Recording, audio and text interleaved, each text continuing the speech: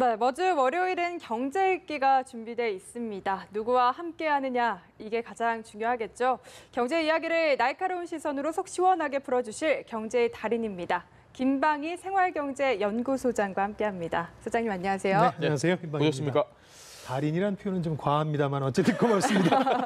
달인 맞으십니다. 잘 부탁드리겠습니다. 네. 일단 지난 한 주 경제 이슈 한 번 더 샅샅이 저희가 들여다보는 이 경제 지난주 돌아보기 시간입니다. 결정적 증거가 문제다. 스모킹 건 이렇게 일단 정리를 해주셨는데 어떤 사건 때문인지 보겠습니다. 아시아나는 아직 대한항공이 아니다. 무슨 얘기인지 설명을 좀 해주셔야 될 것 같아요. 물컵 사건으로 대한항공 사건이 촉발이 됐지 않습니까? 예. 이 사건은 이렇게 발전했습니다. 우선 첫 번째는 진에어 등기 임원으로 예. 조양호 회장의 딸이 근무한 게 확인이 됐는데 한국 국적이 아니었기 때문에 위법성 논란이 있었고 결론은 국토부가 내렸죠. 예. 위법이었지만 면허 취소 사안은 아니다. 그리고 나서 또 이어지고 있는 게 횡령 배임에 대한 검찰 수사가 지금 진행 중이거든요. 예. 그러니까 여러 가지 사업에서 빼돌린 돈을 혹시라도 자녀들의 승계를 위한 주식 매입 자금으로 쓴 게 아니냐 하는 예. 게 검찰 수사의 의혹입니다. 이게 만약 확인이 되면 어느 일가들의 사법 처리로 이어질 수 있는 중대한 사안이죠. 근데 이제 기내식 밥 한 끼에서 시작된 사실은 아시아나 사태의 경우에는 뚜렷한 위법 탈법 사안들이 아직은 나오질 않고 있어요. 물론 국민 감정은 나쁘죠. 직원들도 예. 반감을 가지고 있고 예를 들어서 기쁨조 문제라든가 예. 과잉 의전 문제들이 나오고는 있습니다만 위법성 논란이 될 만한 게 지금 하나 정도인데요. 공정거래위원회가 들여다보고 있다는 이제 투자를 강요했느냐 하는 부분. 예. 기내식 업체를 교체할 때. 예. 요거 외에는 뚜렷한 게 없어요. 이렇게 되면은 두 국적 항공사 총수의 운명이 엇갈릴 수도 있겠다.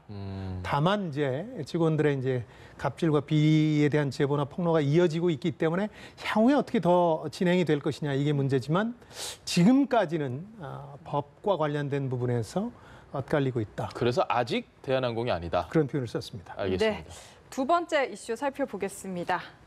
삼바는 끝없는 패스 축구. 이게 얘기인가요? 삼바가 아니라 삼바죠? 예, 삼바라고 읽어야 되는데 예. 브라질 축구를 삼바라고 그러는데요. 언론과 증시가 지금 삼바라고 해서 이런 표현을 써봤습니다. 예. 원래 이 문제는 아주 단순합니다. 한 바이오 벤처 기업의 분식회계 의혹에 관한 거거든요. 예. 근데 문제는 이 벤처 기업이 삼성이 만든 거고 또 삼성의 이재용 부회장의 경영권 승계와 밀접한 관련이 돼 있지 않느냐 하는 의혹 때문에 이게 예. 한 두 달간 우리나라를 흔들어 놓고 있습니다. 한마디로 2014년에 이건희 회장이 갑자기 와병하게 되잖아요. 예. 이때 그 당시로선 비교적 지배력이 없던 이 부회장이 갑자기 좀 무리해서 지배력을 강화하는 과정에서 우리가 알다시피 제일모직과 삼성물산의 합병을 도모했고 예. 이 과정과 관련돼서 이 분식회계를 한 게 아니냐는 의혹이었습니다. 이 바이오로직스 같은 경우에는 계속해서 적자 투성이었다가 2015년 말에 1조 9천억 원의 흑자를 내게 되고 예. 이 다음 해 이제 상장을 하게 되는데요. 이 부분에 대해서 맨 처음 참여연대가 문제 제기를 했고 금감원이 특별감리를 통해서 이 사실 조사를 했고요. 예. 4월과 5월에 이제 공개를 하고 나섰죠. 일방적인 공개다 그래서 사실은 상위기관인 금융위원회가 좀 발끈하기도 했었고요. 예. 근데 어쨌든 두 달간 금융위원회가 열심히 회의도 하고 결론을 내렸습니다. 지난주에 여러분들이 아시는 것처럼 두 가지였죠. 하나는 아주 비교적 경미한 사안에 대해서는 위법이 맞는 것 같다. 예. 공시누락건이었죠.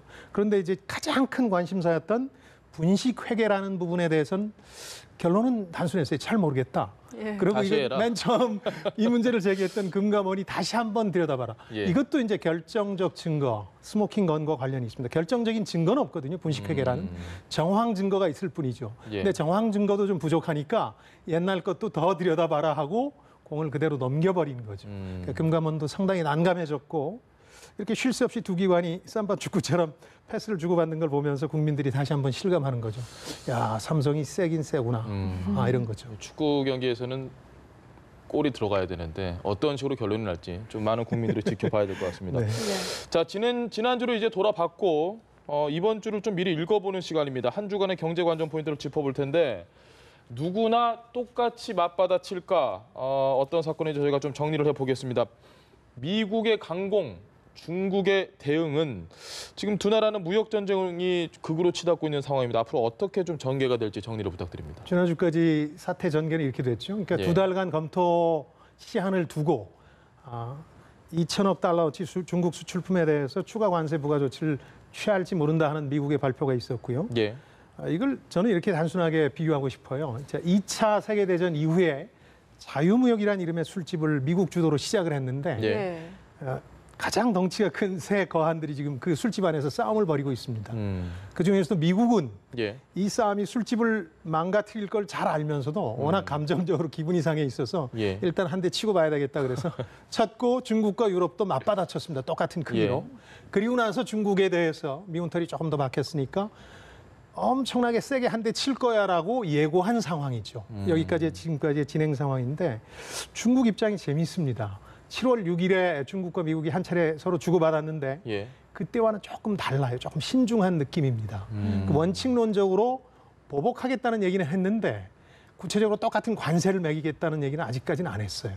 오히려 이제 신중론과 관련해서 이성적으로 처리해야 된다 이런 표현이 등장했어요. 뉘앙스가 좀 다르죠.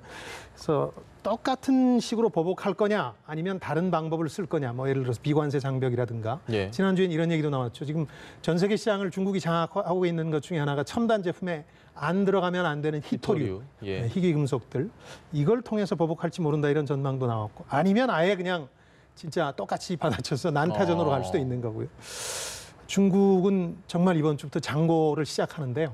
어쨌든 힌트가 어떻게 대응할지에 대한 힌트가 이번 주에 나올 것 같습니다. 그 술집에 자주 가는 그냥 일반적인 시민들 같은 경우 우리나라라고 한국 표현을 같은, 하면 예. 가만히 있다가 술집에서 난타전 벌어지면 우리는 가만히 있다가 날라오는 파편 맞고 그 술집 이제 가지도 못하고 참 자유무역의 수혜자들이 예. 똑같이 피해를 입게 되고 이거는 싸움을 주도한 셋도 나중에 피해를 보는 건 마찬가지인데 이게 워낙 감정적인 조치라서 지금은 어쨌든 싸움이 시작됐습니다. 술집 주인도 또 고민이 많을 것 같습니다. 술집 주인이 미국 같은데 미국으로서는 지금 그런 계산을 할 겨를이 없는 것 같아요. 감정에 너무 휩싸여서. 알겠습니다. 네, 알겠습니다. 네, 이번 주 예. 미리 읽기 두 번째 이슈 살펴보겠습니다. 두 번째는 갑자기 경제가 문제다. 이 갑자기의 방점을 찍는 게 맞는 건가요? 예. 지난주부터 이 막 경제가 문제다라는 지적이 너무 많이 나와서 이런 표현을 써봤습니다. 사실은 훨씬 더 전부터 문제였는데 말이죠. 저는 이런 표현을 쓰고 싶은데 지난주에 일자리 통계가 발표가 됐고요. 고용 쇼크가 이어지고 있다는 얘기가 나왔죠.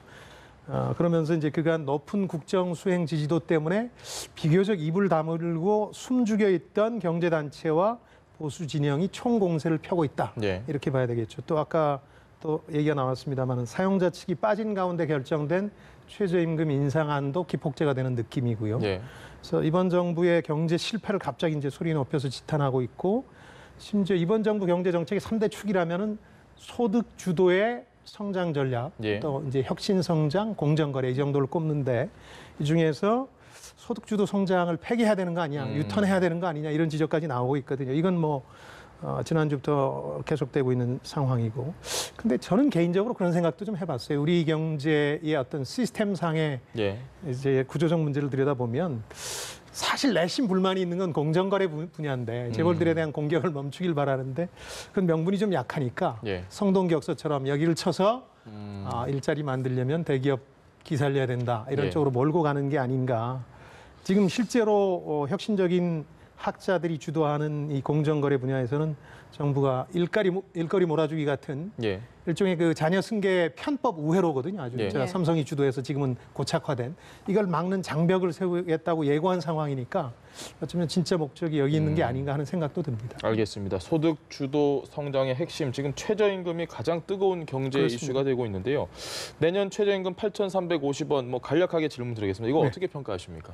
저는 이런 표현을 쓰고 싶습니다. 최저임금이 갑자기 예.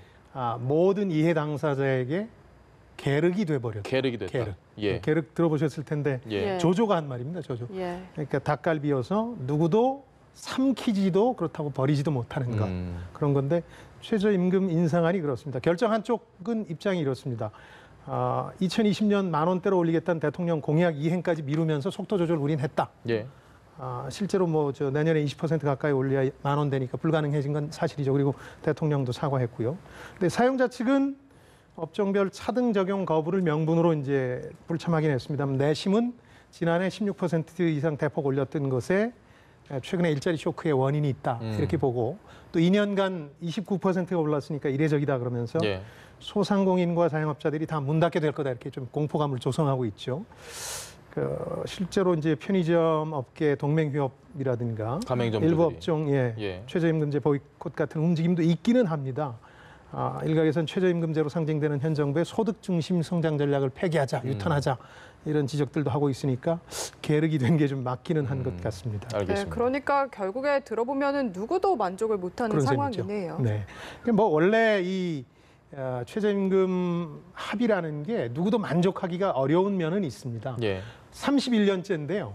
이게 이제 전두환 정권 시절에 시작이 됐는데 한 파행으로 끝났던 게 절반 가까이 됩니다. 흔히 어느 한쪽이 20에서 30% 정도 근로자 쪽이 이제 주장을 했고 예. 인상안을 다른 쪽이 3% 주장하고 파행이 이루어집니다. 그리고 나면 정부 측에서 선정한 공익위원들이라는 사람들이 정부 눈치 봐가면서 적당한 선에서 합의를 보는 이런 구조였거든요. 누구도 만족 못하는 건 있는데 예. 그럼에도 불구하고 어느 정도 끝나고 나면 합의하는 게 있는데 이번에는 다른 사안들까지 겹쳐서 일자리 문제, 그다음에 소득주도 성장 전략 문제, 예. 심지어는 이번 정부의 경제 정책과 관련된 문제까지 결부돼서 이번에는 단순한 최저임금의 문제가 아니라 이게 굉장히 큰 이슈로 네. 비화해버린 거죠. 불똥이 튄 거죠. 알겠습니다. 이 부분에 대한 팩트 체크를 저희가 꼭 짚고 넘어가야 되는 게 최저임금이 올라가면 당연히 사용자 측, 그러니까 임금을 주는 쪽에서는 우리는 사람을 줄이겠다 혹은 10명 뽑을 거 5명밖에 못 뽑는다라고 이야기를 하면 결국 고용 쇼크로 이어지는 게 아니냐 이런 주장도 많습니다. 이 팩트 체크 좀 해주십시오. 처음에는 단순히 그렇게 생각할 수 있죠. 예. 이제 우선 정부 통계청 입장에서는 지난주에 이제 고용 동향 발표하면서 직접 관련은 없다 그랬는데 그것도 좀 과한 얘기 같고요. 관련이 좀 있어 보여요. 예. 우리가 고용 쇼크라는 말을 쓴 게 이제 5월 통계 때문이거든요. 5월에 신규 취업자 수가 5만 개밖에 증가를 안 해요. 예. 이때도 음식, 숙박업 그리고 6월에는 도소매업 같은 데서 일자리가 많이 주는 걸 보면 늘어나지 않는 걸 보면 영향은 분명히 있다. 특히 이제 저임금 근로자 부분에서는 영향이 있는 것 같고 그렇다고 이게 일자리 문제의 주범이냐? 예. 저는 그렇지는 않다고 보는데요. 일자리 문제의 주범은 세 가지를 꼽을 수 있습니다. 저성장이 고착화되고 있다는 거. 예. 그리고 기업의 고용 성향이 바뀌고 있어요. 예전에는 경기 좋을 것 같으면 일자리를 많이 뽑았는데 예. 지금은 뭐 기계 기술이 대신해 줄 것 같기도 하고 뭐 물론 보수 진영에서 얘기하듯이 해고나 고용 비용이 늘어나기 때문이기도 하고 그러나 근본적으로는 미래가 워낙 불확실하니까 기업들이 사람을 잘 안 뽑아요. 대표적인 게 2010년에 우리 기업들이 장사 제일 잘했고 사내 유보금이라고 현금 막 깔고 있을 때도 사람 많이 안 뽑았어요. 이게 고용 성향이 변했다. 기업들이 이제 사람을 잘 뽑지 않는다. 이렇게 봐야 될 때. 이게 주범 두 가지고 또 한 가지가 이제 15세에서 64세에 이르는 생산 가능 인구라는 연령층이 이제 일자리의 중추인데 여기가 지난해부터 줄고 있거든요. 예. 그럼 일자리 신규 취업자 수가 줄 수밖에 없고 이 세 가지가 일자리의 주범이지 최저임금이 주범은 아니다. 종범이나 아주 경미한 원인은 될 수 있지만 이게 자칫 잘못하면 이런 얘기까지 비약될 수 있어 제가 조심스러운데요. 예. 최저임금 문제로 자꾸 돌리다 보면 편의점이 가장 큰 타격이 있다고 지금 영세 편의점 업주들이 주장하고 있는데 이 생각도 해보시자고요. 편의점이 그렇게 늘어난 게 사실은 장사 안 되는 근본적인 이유 아닐까요? 예. 1200명당 1명꼴로 늘어났어요. 골목마다 편의점 다 만들어놨는데 장사 안 되는 건 당연하잖아요. 예. 그런데 면죄부를 줄 수는 없다. 정작 중요한 문제를 빼놓고 최저임금의 모든 탓을 하는 건 옳지 못하다. 그런 생각입니다. 알겠습니다. 다음 이슈로 좀 넘어가 보겠습니다. 지금 이제 휴가철 다가오면서 뭐 주변에 휴가 가신 분들도 있고 준비하시는 분들도 계시고 저 역시도 휴가 갈 생각하면서 요즘 하루하루가 즐거운데 소장님 휴가 갔다 오셨습니까? 저는 뭐 평상시에 늘 휴가처럼 놀고 쉬어서 올해는 휴가 계획은 따로 없는데요. 예. 직장인들한테 굉장히 중요하죠, 이게. 알겠습니다. 지금 우리나라 국민 대다수가 7월 중순이니까 지금부터 시작이라고 보면 돼요. 7월 중순, 뭐 7월 말, 8월 초, 7말, 8초 얘기 많습니다. 그렇죠. 이때 다 지금 휴가 가시는 분들 많거든요. 이때로 좀 굳어진 이유가 가장 더워서일까요? 어떻습니까? 7말 8초가 굳어진 지가 꽤 되는데요. 가장 근본적인 이유는 두 가지 이유가 있습니다. 하나는 기후적인 특성, 또 하나는 우리 직업 패턴, 그 일 패턴 때문에. 기후적인 특성은 장마와 태풍 사이에 기간이 그렇게 길질 않아요. 그게 이제 7월 중순에서 8월 중순까지고 예. 기후적인 특성이 있고 또 하나는 예전엔 제조업 분야가 많았거든요. 예. 그러니까 대부분 다. 그러니까 비교적 여름철에 일거리가 많지 않았어요. 연말하고 추석 명절 기준으로 많이 일거리가 몰렸거든요. 예. 일거리도 많지 않은데 기후도 마땅한 기준이 그때밖에 없으니까 예. 7말 8초에 몰아가자 하는 의식이 되게 강했는데 중요한 건 그 두 가지가 지금 대부분 해소됐어요. 뭐 아시겠지만 장마 태풍 이제 예고 못하고 우기라는 표현을 쓸 정도로 기후도 예. 바뀌었고 임가공업도 워낙 줄었기 때문에 이제는 여름철에 일감 없고 이런 건 없거든요. 예. 근데도 왜 이렇게 이때 집중되느냐 휴가가 그런 사람들 심리 같아요. 그때를 피해서 가면 훨씬 편하고 돈도 좀 덜 쓸 수 있는데 남들 갈 때 가야 재밌는 것 같아요. 일종의 밴드웨건 효과라고 할까요? 그러니까 예. 남들 갈 때 같이 즐기는 게 남들 하는 것 그대로 따라하는 게 더 낫다 하는 의식이 아직은 지배적인 것 같습니다. 알겠습니다. 사실 남들 갈 때 같이 가는 게 제일 재밌긴 한데 이게 성수기 하면 역시 비싼 물가가 제일 걱정입니다. 휴가비 참 만만치 않은데 이 여름철 먹거리 물가 어떤지 한번 알아보도록 하겠습니다. 박가영 앵커, 이 올 여름 물가 상황 좀 전해주시죠. 네, 본격적인 여름 휴가철을 앞두고 각종 생활 물가가 눈에 띄게 올랐습니다. 대표적인 여름철 외식 먹거리 가격에서부터 체감을 할 수가 있는데요. 먼저 여름철에 시원한 한 끼 식사인 이 냉면 가격 살펴보면요. 서울 지역의 냉면 평균 가격이 1년 사이 10% 넘게 오르면서 이제는 무려 9,000원에 가까워졌습니다. 특히 서울의 유명 냉면집의 가격은 대부분 10,000원을 넘어섰고 한 그릇이 17,000원에 육박하기도 했는데요. 상황이 이렇다 보니까 면을 뜻하는 누들과 물가 상승을 뜻하는 인플레이션이 합쳐져서 누들플레이션이라는 신조어가 나올 정도입니다. 또 한 입만 먹어도 더위를 잊게 해주는 여름철의 인기 간식이죠. 빙수 역시 마찬가지입니다. 이제는 간식이라고 부르기엔 무색할 정도인데요. 대다수의 업체가 일제히 가격을 올려서 이제 웬만한 프랜차이즈 매장에서는 10,000원 이하의 빙수를 찾기 어려워졌기 때문입니다. 이처럼 빙수 한 그릇 값이 식사 한 끼 가격을 훌쩍 뛰어넘다 보니 팥빙수가 아닌 금빙수다 이런 말까지 나오고 있습니다. 물가를 생각하면 무더위에도 등골이 오싹하다는 이야기 마냥 웃어 넘길 수는 없는 상황입니다. 네, 어제 저녁에 박가영 앵커가 말했던 그 비싼 냉면집이 제가 갔습니다. 예, 진짜 비싸더라고요. 이제 10,000원 넘기죠 요즘. 훨씬 넘습니다. 10,000원 넘고 뭐 휴가 가도 이제 팥빙수 못 먹겠다는 생각도 좀 드는데 이 물가가 이렇게까지 많이 오르는 게 지금 한철 장사라서 그런 겁니까?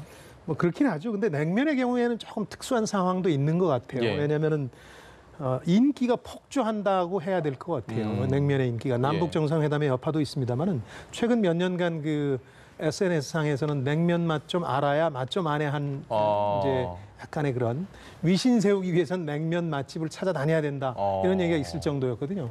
그러다 보니까 냉면 가격이 갑자기 뛰기 시작했고요. 예. 특히 맛집의 경우는 그렇습니다. 어제 가신 데도 맛집 가셨을 거예요. 그러다 보니까 맛집이었습니다. 네. 근데 휴가철에 말씀하신 것처럼 수요는 이제 상당히 폭증하고 예. 갑자기 공급은 한정돼 있으니까 가격이 뛸 수밖에 없고 휴가지 뭐 바가지 상온 같은 건 오래됐잖아요. 예. 근데 지금은 이게 조금 더 확산돼서 휴가철에 수요가 집중되는 상품들이 있습니다. 아까 말씀해 주신 냉면이나 빙수 같은 거. 예. 그것들 가격까지 뛰는 이거는 좀 최근 들어서 확산되고 있는 현상 같아요. 특히 이제 이번 주가 본격 휴가철 이전의 마지막 주거든요. 예. 벌써부터 좀 물가 걱정이 되실 겁니다. 알겠습니다. 네, 더 물가 뛰기 전에 냉면 전 오늘 먹어야 될 것 같습니다. 네, 지금까지 경제의 달인 김방희 생활경제연구소장과 함께했습니다. 말씀 잘 들었습니다. 네, 안녕히 고맙습니다. 계십시오.